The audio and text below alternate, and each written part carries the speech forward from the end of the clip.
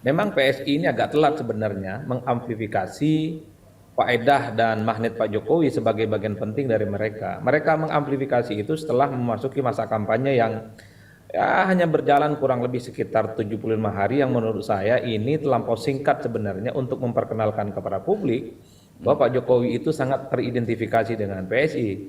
Sekalipun semua atribut-atribut PSI itu kan tersebar ya di seluruh provinsi, di semua wilayah, dengan tagline yang saya kira sangat Jokowi, PSI adalah partainya Jokowi, yang tegak lurus dengan Jokowi pilihlah PSI dan seterusnya, tapi itu dianggap tidak sukses ya untuk menerjemahkan bagaimana pemilih di bawah itu sebenarnya sudah telanjur melihat bagaimana PSI tidak terlampau Jokowi, Apalagi apalagi pada ketumnya saat juga yang sudah anak bungsu Jokowi ya, Mas Adi?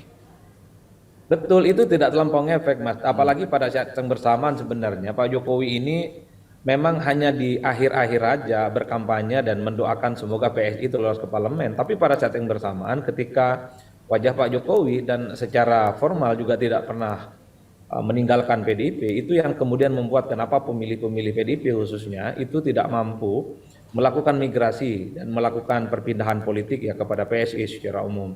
Kalau melihat dari komposisi caleg ya, saya kira memang calegnya tidak terlampau merata kekuatan politiknya. Hanya di daerah-daerah tertentu caleg PSI ini kan memiliki kekuatan politik. Misalnya hanya di Jakarta ada sejumlah nama yang saya kira cukup populer, masih muda, dan tingkat perolehan suaranya itu melampaui suara PSI. Kalau mau jujur Oke. sebenarnya, sekalipun PSI ini sangat identik dengan Pak Jokowi, sekalipun gagal, tapi kan kekuatan politiknya ini nggak menyebar ke daerah, tidak menyebar ke desa-desa. Ya.